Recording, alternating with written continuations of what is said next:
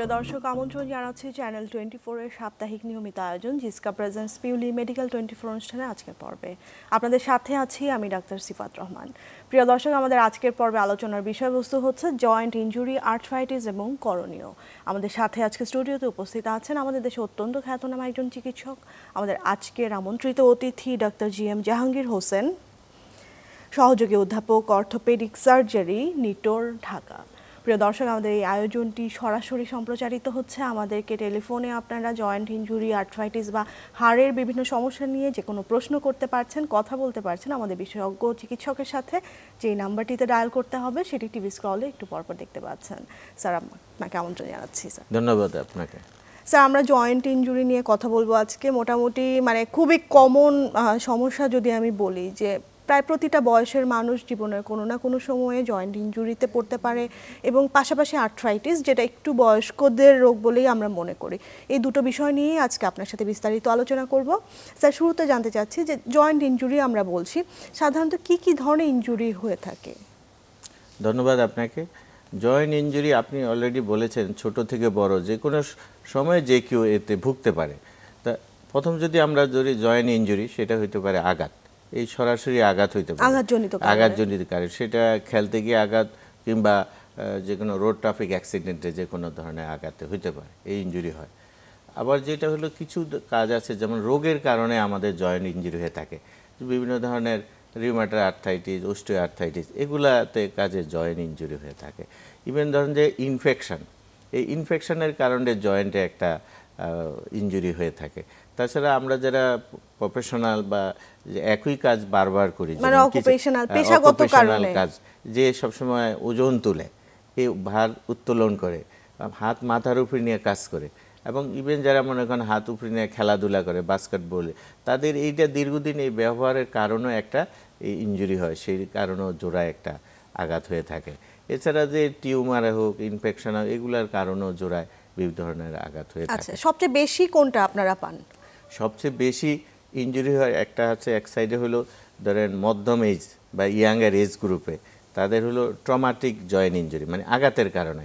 আমাদের দেশে এখন যেমন মোটরসাইকেল জনিত ইনজুরি, অথবা সে পড়ে গেছে, হাঁটুতে ব্যথা, অথবা মস্কে গেছে, স্লিপারি পথে গিয়ে কাঁধে ব্যথা, এগুলো হলো এক নম্বর। হলো যে ইয়াংদের ক্ষেত্রে আমরা ট্রমাটিক বা আঘাতজনিত জয়েন্টের ইনজুরি হয়। আর একটা বয়সের যাদের আসে, সাধারণত যে osteo arthritis, rheumatoid arthritis, gouty arthritis, এটা হলো একটা বয়সেরদের আসে, তাদের ক্ষেত্রে হবে রোগজনিত অথবা দীর্ঘদিন ব্যবহারজনিত আঘাত পেয়ে যে জয়েন্টে যে ইনজুরি নিয়ে আসে, সেটা আসে। আচ্ছা স্যার, আপনি মোটামুটি ব্রড তিনটা হেডিংয়ে আপনি ভাগ করে বললেন যে এই কারণগুলোতে জয়েন্ট ইনজুরি হয়। তা আপনি বললেন যে সবচেয়ে বেশি পান যে আঘাতজনিত কারণে একটু ইয়াঙ্গার এজ গ্রুপে, তারা হয়তো একটু খেলাধুলা বা আউটডোর অ্যাক্টিভিটিগুলোতে তারা বেশি সংশ্লিষ্ট বা ইনভলভ থাকে। তো তখন পেশেন্ট যখন আপনাদের কাছে আসছে, তারা সাধারণত কি কি ধরনের প্রেজেন্টেশন নিয়ে আসে? আচ্ছা, এটা তো আমরা দেখি যে প্রথম দেখি তার বয়স কত, এবং তার আঘাতের কারণটা কি, যে সে কি যে কোনো ধরনের অ্যাক্সিডেন্ট বা রোড ট্রাফিক অ্যাক্সিডেন্ট হোক, রাস্তায় হাঁটতেছে পড়ে গিয়া, অথবা গর্তে পড়ে গিয়া, সিঁড়ি দিয়ে উঠানা করতে পড়তে গিয়ে আঘাত পেল, নাকি খেলাধুলার থেকে এসে আঘাত পেল তার জোড়া। তো এটা দেখে আমরা বুঝতে পারি কী ধরনের ইনজুরি হয়। তারপরে এই মেকানিজম ইনজুরি, যেটা তার থেকে শুনি, তার উপসর্গগুলো শুনি, তারপরে আমরা বুঝতে পারি যে এটা হইতে পারে একটা সিম্পল ইনজুরি, অর্থাৎ জোড়াতে আঘাত খাইছে, অথবা জোড়াটা একটু মস্কে গেছে, এইতে পারে। অথবা যদি সিভিয়ার টাইপ, খুব তীব্র আঘাত পরিমাণে যে আঘাত বা ইনজুরি হয়, সেক্ষেত্রে তো একটা জোড়াটা ছুটে নিয়ে আসতে পারে, জোড়ার হাড়গুলা ভাঙা নিয়ে আসতে পারে, অথবা সাথে সাথে রক্তনালী, কখনো এমনভাবে জোড়া আঘাত পায় যে ভিতরের আঘাতের কারণে জোড়া হাড় বেড়ে বাইরে চলে আসে, এই ধরনের। এগুলা দেখেই আমরা তার চিকিৎসা পদ্ধতিটা শুরু করে। এর পাশাপাশি কি কোনো ধরনের পরীক্ষা নিরীক্ষা করার প্রয়োজন? আচ্ছা, যদি দেখি যে একটা জোড়া তার সিম্পল ইনজুরি, অর্থাৎ আঘাত পেয়েছে, যদি মনে কাঁধে পড়ে গেল, হয়তো সেক্ষেত্রে তার এটা মস্কাইতে পারে, অথবা মধ্যম টাইপের ইনজুরি হইতে পারে, অথবা তীব্র ইনজুরি নিয়ে আসতে পারে।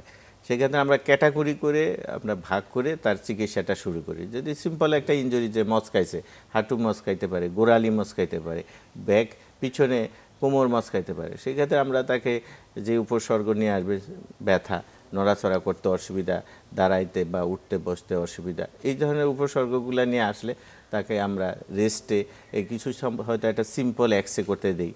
প্রয়োজন বোধে যখন লাগে তখন হয়তো তাকে আমরা এমআরআই, সিটি স্ক্যান ইত্যাদি করতে দিই। এটা হলো আঘাতের কারণে।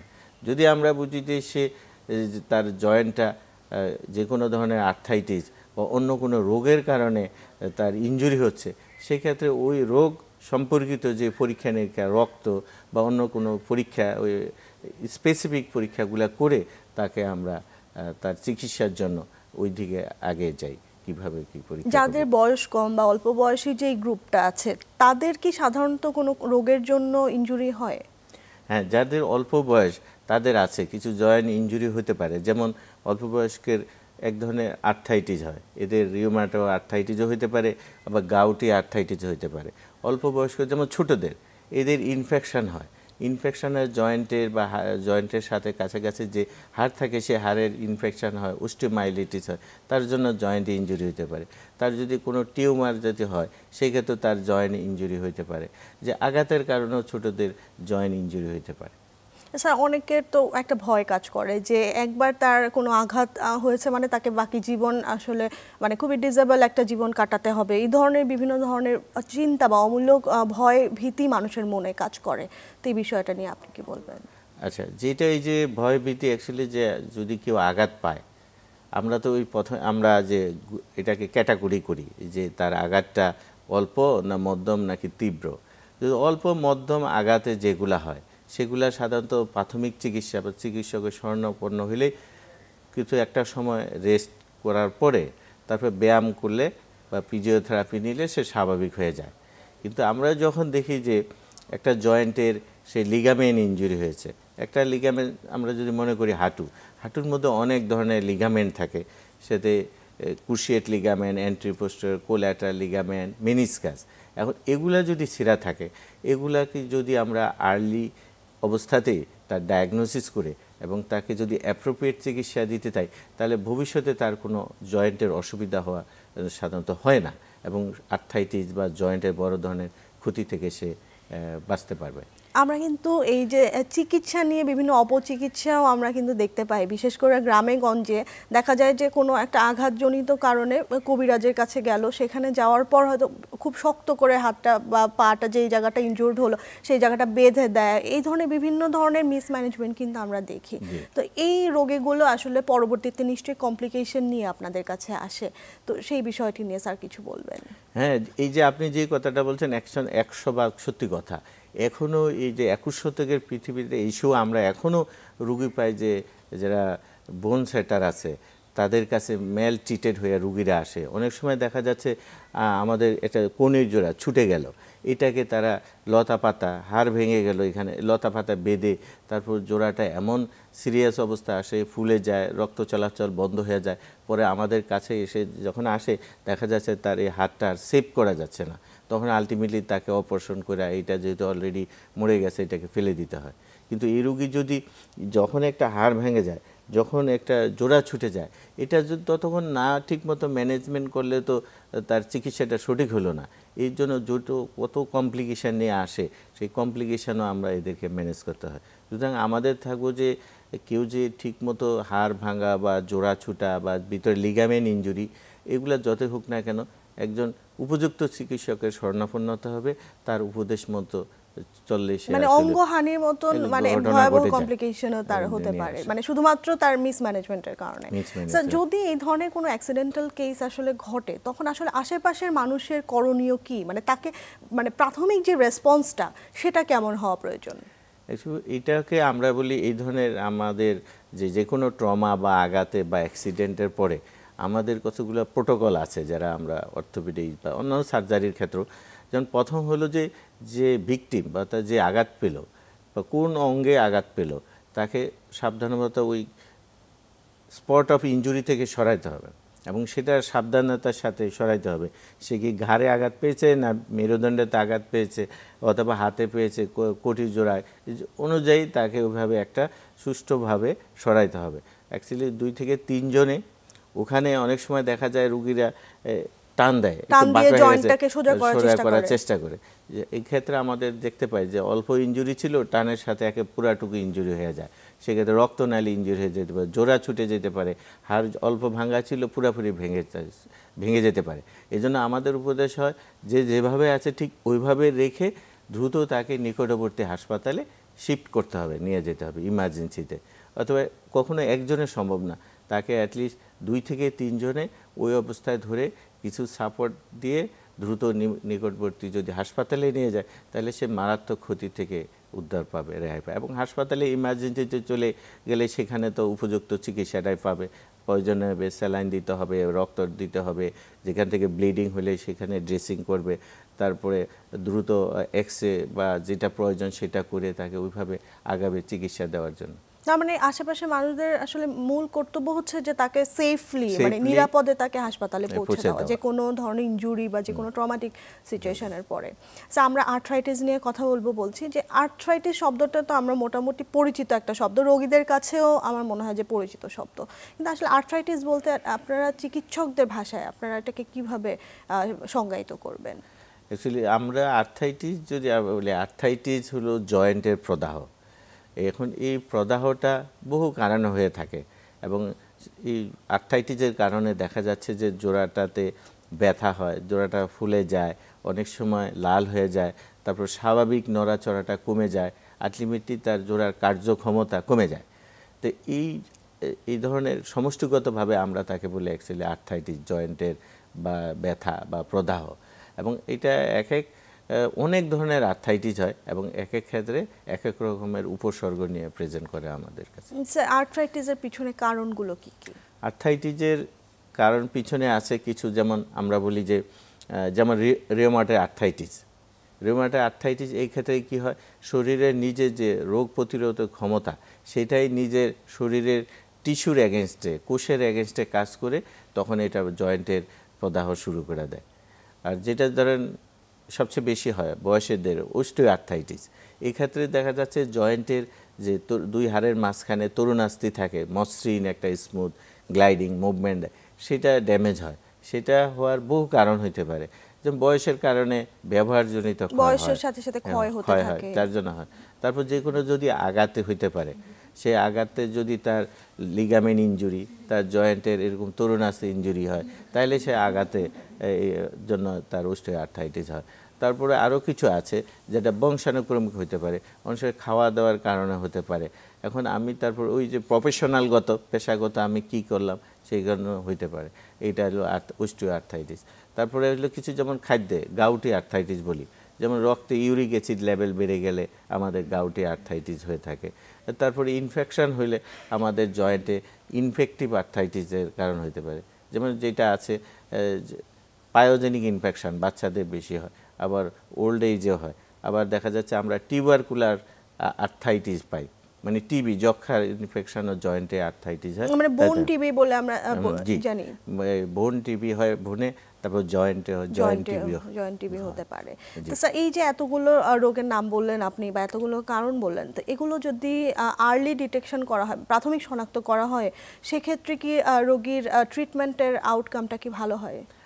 অ্যাকচুয়ালি এই ট্রিটমেন্ট বা আউটকাম আমরা যেটাই বলি, একটা ডিপেন্ড করে কি টাইপের তার আর্থ্রাইটিসটা হয়েছে এবং কি ধরনের যে রুগী, তার বয়স কত, তার অ্যাক্টিভিটি কী, তার পেশাগত কী অবশ্যই, এবং ইভেন সে পুরুষ না মহিলা, এই রকমের উপর তার আউটকামটা নির্ভর করে। এখন যদি কিছু ইনফেকশান ধরে আমরা যদি একটা ছোটদের বড়দের একটা ইনফেক্টিভ আর্থ্রাইটিস হয়েছে, জোড়ার বা বোনের ইনফেকশান হয়েছে, অ্যাকচুয়ালি আর্লিতে যদি আমরা ডায়াগনোসিস করতে পারি, চিকিৎসা দিতে পারি, সে অ্যাকচুয়ালি কমপ্লিট ভালো হয়ে যাবে। মানে অ্যাকিউট কন্ডিশন সেটা ট্রিটমেন্টের মাধ্যমে ভালো হয়ে যায়। এখন যাদের রিউমাটয়েড আর্থ্রাইটিস হয়, অন্য কোনো আর্থ্রাইটিস হয়, সেই ক্ষেত্রে ধরেন রিউমাটয়েড আর্থ্রাইটিস আমাকে মেনে নিতে হবে যে এই রোগ হয়েছে, এটা একেবারে কমপ্লিট সারবে না, বাট একে নিয়ন্ত্রণে রেখে আমি চলতে পারবো, একে নিয়ন্ত্রণে রেখে, এটা হবে না। যেমন আছে গাউটি আর্থ্রাইটিস হয়, সোরিয়াটিক আর্থ্রাইটিস হয়, তার প্রাইমারি কাজ যেটা আছে, কারণ কেন, সেটা যদি আমরা তাকে নিয়ন্ত্রণ করি, তাহলে একে নিয়ে আমরা চলতে পারি, কোনো অসুবিধা নয়। তাহলে সেক্ষেত্রে কী করতে হবে, প্রাথমিক আমরা চিকিৎসা ওষুধ বা আমাদের জীবনযাত্রা পরিবর্তন, রেগুলার এক্সারসাইজ, খাওয়া দাওয়া কন্ট্রোল ইত্যাদির মাধ্যমে আমরা তাকে নিয়ন্ত্রণে রাখতে পারব। মানে অন্যান্য যে ক্রনিক ডিজিজগুলো আছে যেমন ডায়াবেটিস, হাইপারটেনশন, যেমন সারা জীবন ঔষধ সেবনের মাধ্যমে কন্ট্রোলে রাখতে হয়, তেমনি এই রোগটাকেও কন্ট্রোলে বা নিয়ন্ত্রণে রাখার প্রয়োজন হয়। আমাদের সাথে ফোনে একজন দর্শক আছেন। হ্যালো দর্শক, আসসালামু আলাইকুম। হ্যালো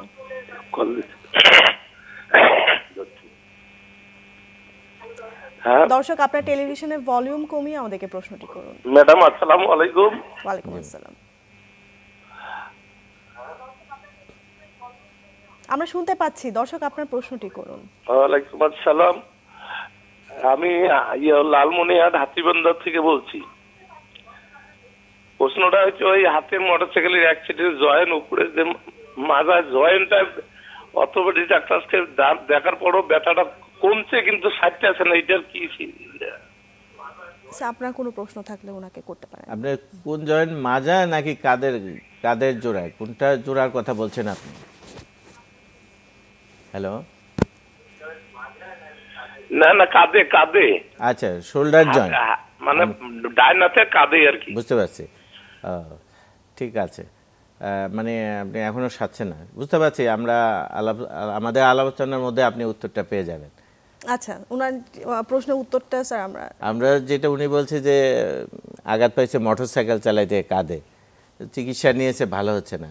যে আমাদের সে একই কথা যে তার ইনজুরিটা কি ধরনের ছিল, যে একটা কাঁধে যে ইনজুরি পাইলে সেতে তো অনেকগুলা স্ট্রাকচার থাকে। এটা হাড় থাকে, জয়েন্ট থাকে, ক্যাপসুল, ল্যাব্রাম, লিগামেন্টগুলো থাকে, পেশি থাকে, মাসেল, যেটা আমরা সহজে হাত তুলি, পিছনে নেয়, জামা কাপড় খুলতে, দৈনন্দিন কাজকর্ম করে, অনেক কাজ করে হাতে। সুতরাং তার যদি কিছু লিগামেন্ট ইনজুরি থেকে যায় বা কিছু মাসেল টিয়ার থাকে, তো সেক্ষেত্রে তো ব্যথা থাকবেই। হয়তো অনেক কাজ করতে পারছে কিন্তু ব্যথা, তাহলে আমাদেরকে অ্যাকচুয়ালি এটা তার হিস্ট্রিটা নিতে হবে, তাকে ফিজিক্যালি দেখতে হবে, প্রয়োজন বোধে এমআরআই করে দেখতে হবে যে আসল কোথায় আছে, যে সেই অনুপাতে চিকিৎসা নিতে হবে। এখন যদি হালকা মধ্যম অল্প একটু ছিঁড়া থাকে, সেক্ষেত্রে হয়তো রেগুলার এক্সারসাইজ করে, তবে কি এক্সারসাইজ করবে সেটা কিন্তু আবার স্পেসিফিক আছে। জয়েন্ট ক্যাপসুল ছিললে এক ধরনের এক্সারসাইজ, লিগামেন্ট ছিললে আরেক এক্সারসাইজ, মাসেল ছিললে আরেক ধরনের এক্সারসাইজ, এগুলা করে সে সুস্থ হতে পারে। মানে পেশেন্টের কন্ডিশনের উপর নির্ভর করে আপনারা তাকে ট্রিটমেন্টটা দিবেন। দর্শক, আশা করি আপনার প্রশ্নের উত্তর পেয়ে গিয়েছেন। আমাদেরকে ফোন করার জন্য অসংখ্য ধন্যবাদ। স্যার, এখন কিন্তু মানে আমি পেশেন্টের এই প্রশ্নের সাথে মানে একটা সম্পর্ক প্রশ্ন করতে চাই যে এখন এই মোটরসাইকেল মানে অ্যাক্সিডেন্ট, মানে রোড ট্রাফিক অ্যাক্সিডেন্ট অনেক বেশি বেড়ে গিয়েছে। তো একজন ইয়াং হয়তো পরিবারের সে একমাত্র কর্মক্ষম একজন ব্যক্তি, তিনি যদি এই ধরনের অ্যাক্সিডেন্টে আঘাতপ্রাপ্ত হন, সেক্ষেত্রে আসলে তার জীবনটা কি মানে সেই পূর্বের সেই আগের ছন্দে ফিরে আসা কি সম্ভব? এখন এই জন্য আমাদের দেখতে হবে যে মোটরসাইকেলটা যেমন একটা স্পিডে থাকে, অনেক গতিতে মোটরসাইকেল চলছে, অথবা সে স্টপ ব্রেক করছে, থামার জন্য কাত হয়ে পড়ে গেছে, অথবা অন্য একটা সাথে গাছের সাথে লাগাইছে, অন্য একটা ফ্রন্ট টু ফ্রন্ট কলিশন হয়েছে মোটরসাইকেল। এই ধরনের অ্যাক্সিডেন্টের আমরা শুনে যে কী ধরনের অ্যাক্সিডেন্ট, সেটা করেও আমরা বুঝতে পারি তার ইনজুরিটা কী ধরনের, এটা কি মাইল্ড, মডারেট অথবা সিভিয়ার, তীব্র ধরনের ব্যথা পেয়েছে কিনা। তো সেইভাবে আমরা অ্যাসেস করি। যদি তার লিগামেন্ট যদি ইনজুরি হয়, যে মাসেল ইনজুরি হয়, তাহলে দেখা যাবে তার হাত তুলতে অসুবিধা, পিছনে নিতে অসুবিধা, অথবা জোড়াটা বারবার ছুটে যায়, অথবা ওই লিগামেন্ট ইনজুরির সাথে সাথে কিছু তার হাড় ভেঙে গেছে।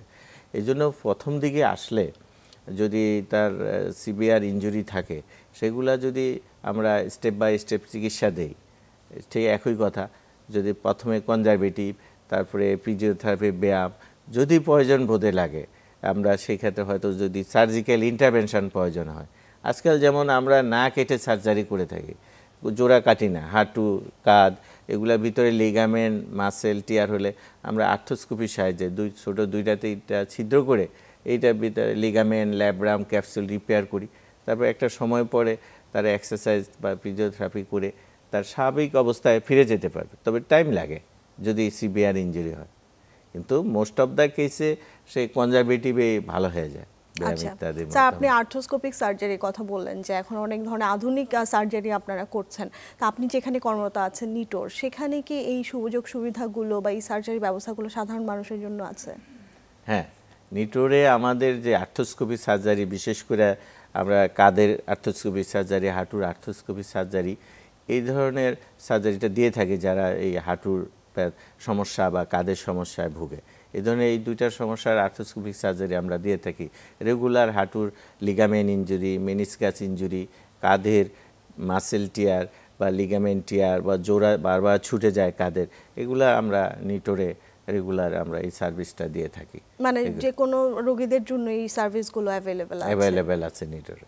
আচ্ছা, সার্জারি নিয়েও তো মানুষের একটু ভয় কাজ করে যে সার্জারির পরে কি সে স্বাভাবিক জীবনে ফিরতে পারবে কিনা, বা সার্জারির পরবর্তী কোনো ধরনের জটিলতা তৈরি হবে কিনা। অ্যাকচুয়ালি যে কোনো কিছুরই তো রুগী আসে আমাদের কাছে চিকিৎসা নেওয়ার জন্য, এবং আমরা যে চিকিৎসা দিব সেটা তো আমার ইচ্ছা মতো হবে না, এটা ওয়ার্ল্ড স্ট্যান্ডার্ড যে চিকিৎসা, তাই না? তবুও তো অনেক ক্ষেত্রে সব রুগী তো স্যাটিসফাইড হয় না, কিছু তো থাকবে, তাকে তো 100% দেওয়া এটা বলা কঠিন, একমাত্র আল্লাহ ছাড়া কেউ বলতে পারে না। সুতরাং ওনার যে চিকিৎসা দরকার আমরা সেটাই দিচ্ছি, হয়তো কি এর কম বেশি। তবে এখন চিকিৎসা ব্যবস্থাটা তো অনেক উন্নতি হয়েছে। আগে ধরেন এমনভাবে কেটে করা হতো বড় ধরনের, তারপরে ভিতরে গিয়ে আমরা জয়েন্টের ভিতরে গিয়ে অনেক কিছু তবুও দেখতে পারতাম না।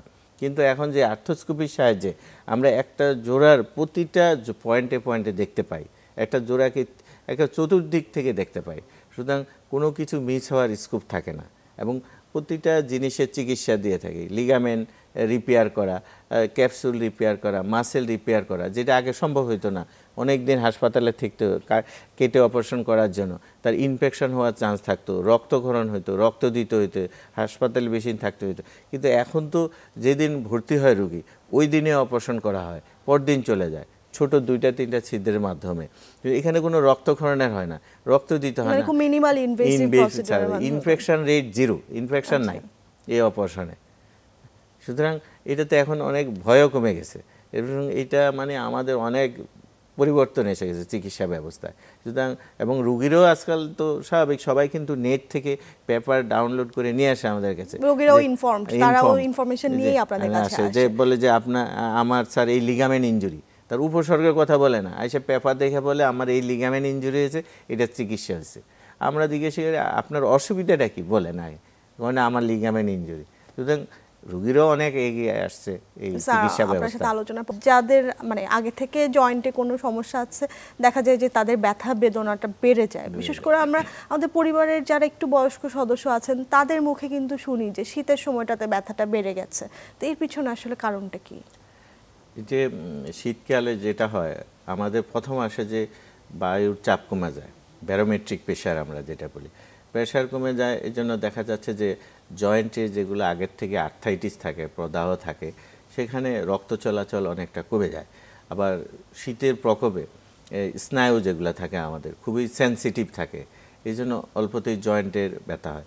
তারপরে শীতকালে অনেক সময় আমরা নড়াচড়া কম করি শীতের জন্য, তখন দেখা যায় জোড়ার যে আশেপাশে লিগামেন্ট থাকে, পেশি থাকে, সেগুলো একেবারে সংকুচিত হয়ে থাকে নড়াচড়া কম জন্য, যার জন্য জোড়ার ব্যথা বেড়ে যায়। তাছাড়া যে রক্ত চলাচল কমে যায় প্রেশারের জন্য, তার ক্ষেত্রে জোড়ার যে দূষিত পদার্থগুলো সেগুলো সরে যায় কম। অ্যাকচুয়ালি এই সব মিলে জোড়ার ব্যথা, আসলে এই ব্যথাটাকে তাহলে প্রতিরোধ করতে কি করা? ব্যথা প্রতিরোধ করতে শীতকালে বিশেষ করে আমরা গরম সেক দিব জোড়াকে। গরম সেকের পরিবর্তে অনেক সময় আমরা ভালো করে জোড়াকে র্যাপিং, যারা হাঁটুর জোড়া হইতে পারে, গোড়ালি, কাঁধের জোড়া, যাতে বাইরের ঠান্ডাটা কম লাগে। এবং জোড়াকে যেহেতু আমরা বাইরে মুভমেন্ট কম, সুতরাং একটা নির্দিষ্ট ধরনের এক্সারসাইজগুলো করতে থাকবো, যেটাতে জোড়ার রক্ত চলাচল বেড়ে যায়, লিগামেন্টগুলা নরম হয়, বা ওর যে স্থিতিস্থাপকতা বেড়ে যায়, যাতে ফ্লেক্সিবিলিটি বাড়ে। আর এক্সারসাইজের মাধ্যমে পেশিগুলো আর চারদিকে যে পেশি থাকে তা যাতে শক্তিশালী হয়। তাহলে এভাবে করলে জোড়ায় রক্ত চলাচল বাড়বে, জোড়ার যে মুভমেন্ট সেটা তার ফিরে আসবে, তখন দেখা যাচ্ছে যে আর্থ্রাইটিস কমে যাবে। এগুলা করে জোড়াকে শীতকালে প্রোটেক্ট করে রাখতে হবে, একটু কম। আবার অনেক সময় সাপোর্ট ব্যবহার করতে পারি, বিশেষ করে হাঁটুতে, গোড়ালিতে, আপনার কাঁধে জোড়ায় সাপোর্ট ব্যবহার করলে সাপোর্টে তার গরম থাকবে, প্লাস মুভমেন্ট অ্যালাউ করবে। কিছু ধরনের সাপোর্ট। এর সাথে সাথে তো আমার খাদ্যদ্রব্যেরও একটা ব্যাপার আছে। আমি খাদ্যাভ্যাস বা লাইফস্টাইল নিয়ে আপনার সাথে বিস্তারিত কথা বলবো, তার আগে আমি একটু আর্থ্রাইটিসের যে আধুনিক চিকিৎসা আপনারা এখন বাংলাদেশে করছেন সেটি সম্পর্কে জানতে চাই। আর্থ্রাইটিসের চিকিৎসা আমরা কয়েক ভাগে ভাগ করে থাকি এবং দেখি যে এই আর্থ্রাইটিসটার কারণ কি, প্রথমে এটা নির্ণয় করি এবং সেই অনুপাতে তার চিকিৎসাটা আমরা ওই দিকে ধাবিত করি। এখন যদি একটা আর্থ্রাইটিস হয় রিউমাটয়েড আর্থ্রাইটিস অথবা গাউটি আর্থ্রাইটিস অথবা অস্টিও আর্থ্রাইটিস, প্রথমে আসি যে তার জীবনযাত্রা পরিবর্তনের মাধ্যমে, লাইফস্টাইল চেঞ্জের মাধ্যমে আসি চিকিৎসাটা, এটা একদিক থাকবে। দ্বিতীয়ত হলো কিছু ওই আর্থ্রাইটিস স্পেসিফিক কিছু তার ওষুধ থাকে, সেই ধরনের ওষুধ আমরা দিয়ে থাকি। আরেকটা হলো যেমন এক্সারসাইজ বা ফিজিওথেরাপি, সেই ধরনের চিকিৎসা ব্যবস্থা দিয়ে থাকি। আর সর্বশেষ হলো যে কিছু তার জয়েন্টের অগমেন্ট করার জন্য, জয়েন্টের জোড়ার স্বাভাবিক অবস্থায় ফিরে আনার জন্য হয় কিছু আমরা ওষুধ থেরাপি অথবা জয়েন্টের যদি প্রয়োজন পড়ে সেক্ষেত্রে সার্জিক্যাল চিকিৎসাও আমরা দিয়ে থাকি জয়েন্টের জন্য। সাধারণত কখন আপনারা সার্জিক্যাল প্রসিডিউরে যান? আচ্ছা, সার্জিক্যাল প্রসিডিউরে আমরা যাই তখনই একটা জোড়া যে দীর্ঘদিন আর্থ্রাইটিস হয়ে তার এই স্বাভাবিক ওষুধ, জীবনযাত্রা পরিবর্তন বা এক্সারসাইজ ইত্যাদির পরও যখন ভালো না হয়, অথবা আমরা যখন দেখি যে তার তীব্র ব্যথা, রাত দিন সবসময় ব্যথা এবং বিশ্রামও ব্যথার জন্য ঘুমাইতে পারতেছে না, এই ব্যথা অথবা অনেক সময় যে জয়েন্টটা ডিফর্মড হয়ে যায়, অস্বাভাবিক আকৃতি হয়, এই আকৃতির জন্য যে উঠবস করা, দৈনন্দিন চলাফেরা করা, এগুলো সব কিছু যখন একেবারে তার অস্বাভাবিক হয়ে যায় অর্থাৎ অসম্ভব তার কাছে এই ধরনের করা, তখন আমরা সার্জারির কথা বলে থাকি। সেক্ষেত্রে দেখি যে তার জয়েন্ট, সাধারণত আমরা জয়েন্টের রিপ্লেসমেন্টের কথা বলে থাকি, যেমন হাঁটুর জোড়া, কোটির জোড়া, কাঁধের জোড়া, এবং আর্থ্রাইটিস হয়ে এত ডিস্ট্রাকশন, জয়েন্টটা ড্যামেজ হয়ে গেছে আর এই দিয়ে স্বাভাবিক অবস্থা না, তখনই আমরা তাকে জোড়া প্রতিস্থাপনের কথা বলি বা জয়েন্ট রিপ্লেসমেন্টের কথা বলে থাকি। অনেক ক্ষেত্রে দেখা যায় যে রোগী আর্থ্রাইটিসের চিকিৎসা নিচ্ছে, হয়তো অনেক দিন ধরেই নিচ্ছে এবং আপনাদের পরামর্শটাও সে ঠিকভাবে মেনে চলছে, কিন্তু তারপরেও তার জয়েন্টটা স্বাভাবিক অবস্থায় ফিরে আসছে না, এর পিছনে কি কারণ আছে? আচ্ছা, আমরা তো আগে অ্যাকচুয়ালি আমরা কাউন্সিলিং করি রোগীদের যে আপনার যে আর্থ্রাইটিস, যদি আমরা ডায়াগনোসিসটা কনফার্ম করি এই ধরনের আর্থ্রাইটিস হয়েছে, এই আর্থ্রাইটিসটা অ্যাকচুয়ালি একেবারে আপনার জোড়াটা আগের অবস্থায় ফিরে যাবে না, কিন্তু আপনি যদি এই চিকিৎসা আমাদের উপদেশ মতো থাকেন তাহলে একে নিয়ন্ত্রণ থাকবে আপনার, এবং আপনি এই জোড়া নিয়ে দীর্ঘদিন ধরে আপনি চলতে পারবেন। কিন্তু এর তো কিছু ব্যতিক্রম হয়, অনেকে হয়তো সেটা সম্ভব হয় না, বা অনেকের সে তার রোগটা ওষুধে ব্যায়ামে কাজ হচ্ছে না, তখন তার ইন্টারভেনশনের প্রয়োজন হয়। এবং আপনাদের তো মূল লক্ষ্য থাকে আসলে রোগীটার মানে কর্মক্ষম যে জীবনটা সেটা যেন ঠিক থাকে, মানে সে যে অ্যাক্টিভ একটা লাইফ যেটা লিড করতো সেটা যেন অব্যাহত থাকে। হ্যাঁ, এই যে আপনি ঠিকই বলছেন, দেখা যাচ্ছে যে কিছু এই ধরনের দীর্ঘদিন ধরে এই রোগে ভুগে উঠে স্বাভাবিক আছে, তার সে 20 বছর বয়স থেকে এই রোগ শুরু হয়েছে আর্থ্রাইটিস, এখন তার বয়স হচ্ছে 60, এখন পর্যন্ত আছে, চলছে, এইটা নিয়ন্ত্রণ করে। আবার অনেকে দেখা যাচ্ছে 40-এর দিকে শুরু হয়েছে, 50-এর পর আর তার জয়েন্ট পারছে না। অ্যাকচুয়ালি এগুলো অনেকগুলো ফ্যাক্টর নির্ভর করে, এক হলো তার শারীরিক গঠন, তার বংশানুক্রমিক অবস্থা, তার পেশাগত অবস্থা, তার বিভিন্ন মানসিক অবস্থা, প্রফেশনাল অবস্থা, এই সব কিছুর উপর নির্ভর করে আমি যে চিকিৎসা দিয়েছি সেটা কি পুরোপুরি নিয়েছে, সে আমাদের ডক্টরের উপদেশ কি সে শুনছে, সে কি ঠিকমতো করছে, এগুলো অনেকগুলা ফ্যাক্টরের উপর নির্ভর করে তার রোগটা কি অবস্থায় থাকবে। আচ্ছা স্যার, আপনি লাইফস্টাইলের কথা বারবার বলছিলেন এবং আমরা জানি যে খাদ্যাভ্যাসের সাথে একটা সরাসরি সম্পর্ক আসলে আছে, তা আমি দুটো বিষয় নিয়ে আপনার কাছে একটু বিস্তারিত জানতে চাই। আচ্ছা, লাইফস্টাইল বলতে আমরা অ্যাকচুয়ালি বলি যে, যেমন আমরা যদি প্রথমে আসি যে তার ওজনের ব্যাপারটা, একটা ওজন যখন নিয়ন্ত্রণ করবে দেখা যায় অনেক আর্থ্রাইটিস কমে যাবে বা হবে না, যার এখনও হয় না, তার যদি তার ওজনটা পারফেক্ট থাকে। যেমন আমি যদি উদাহরণ দিয়ে বলি, আমার যে ওজন, আমি যখন স্বাভাবিক হাঁটি তো আমার একটা হাঁটুর মধ্যে আমার শরীরের 1.5 গুণ ওজন যায়। আমি যদি সিঁড়ি দেওয়া ওঠানামা করি তাহলে দেখা যাচ্ছে 3 গুণ ওজন যায়। এবং আমি যদি নিচে বসি, যেটা আমরা নামাজ পড়ার মতো আমরা বা স্কোয়াটিং করি বলি, স্কোয়াটিং, সেক্ষেত্রে দেখা যায় একটা শরীরের ওজন 8 গুণ যায়। তা আমার যদি 100 কেজি হয় আমি যদি নিচে বসি আমার হাঁটুটা আমার 800 কেজি ওজন তার এক হাঁটুর ফুইদা যায়। সুতরাং ওজন বা ওবেসিটি যেটাকে আমরা বলি অতিরিক্ত ওজন, স্থূলতা, এটা একটা বিরাট ফ্যাক্টর কাজ করে আর্থ্রাইটিস। সুতরাং একে নিয়ন্ত্রণ রাখতে হবে। দ্বিতীয়ত হলো যে আমি রেগুলার যদি এক্সারসাইজ করি, যেমন সেটা কি হইতে পারে, যদি ভাগ ভাগ করে করতে হবে, কেউ আর্থ্রাইটিস হয়েছে অথবা কেউ আর্থ্রাইটিস এখনো হয়নি, এইভাবে আমরা যদি চলি তাহলে রেগুলার ওয়াকিং করতে পারে, সে রেগুলার জগিং করতে পারে, তারপরে সুইমিং যেটা একটা ব্যাপার, সুইমিং হতে পারে, সে জাম্পিং করতে পারে। তো এটা ডিপেন্ড করে কে কোনটা করবে। যে স্ট্যাটিক সাইক্লিং করা, মানে আমি ঘরে সাইক্লিং করলাম, সেই ধরনের হতে পারে। এই ধরনের এক্সারসাইজ করা, ভার উত্তোলন করা যখন প্রয়োজন, এগুলো জয়েন্টের কি করে ফ্লেক্সিবিলিটি বাড়ায়, লিগামেন্টের ফ্লেক্সিবিলিটি করায়, মাসেলের স্ট্রেংথ বাড়িয়ে দেয়, কার্যক্ষমতা বাড়ায়, যার জন্য মুভমেন্ট থাকে। তারপরে যে আসেন খাদ্যদ্রব্যের ব্যাপারটা, যদি আমরা মনে করি যে আমার ক্যালসিয়াম প্রয়োজন, ভিটামিন D3 প্রয়োজন, এগুলো হলো জয়েন্টের হাড়ের জন্য খুবই প্রয়োজনীয় একটা। সে আমি গ্রিন লিফি ভেজিটেবল খেতে পারি, আমার সামর্থ্যের মধ্যে সম্ভব। যদি সম্ভব হয় অনেক সময় ওমেগা 3 ফ্যাটি অ্যাসিড থাকতে পারে, নাট, সিড। আমরা একদমই শেষ পর্যায়ে চলে এসেছি, একদম সংক্ষিপ্তভাবে যদি দর্শকদের জন্য দুটো পরামর্শ দেন। পরামর্শ হলো যে অ্যাকচুয়ালি আমাদের জয়েন্টকে, হাড়কে মজবুত শক্তিশালী রাখতে হলে রেগুলার এক্সারসাইজ করতে হবে, খাওয়া দাওয়া ভালোভাবে সামর্থ্যের মধ্যে খেতে হবে, শরীরে ওজন নিয়ন্ত্রণ করতে হবে, বিশেষ করে স্মোকার, অ্যালকোহল এটিকে বাদ দিতে হবে। আপনাকে অসংখ্য ধন্যবাদ। আপনাকে অসংখ্য ধন্যবাদ। প্রিয় দর্শক, আমাদের আজকের পর্বে আলোচনা ছিল এই পর্যন্তই। আশা করছি আপনারা উপকৃত হয়েছেন। দেখা হবে সামনের পর্বে নতুন কোনো বিষয় নিয়ে। ভালো থাকুন, সুস্থ থাকুন।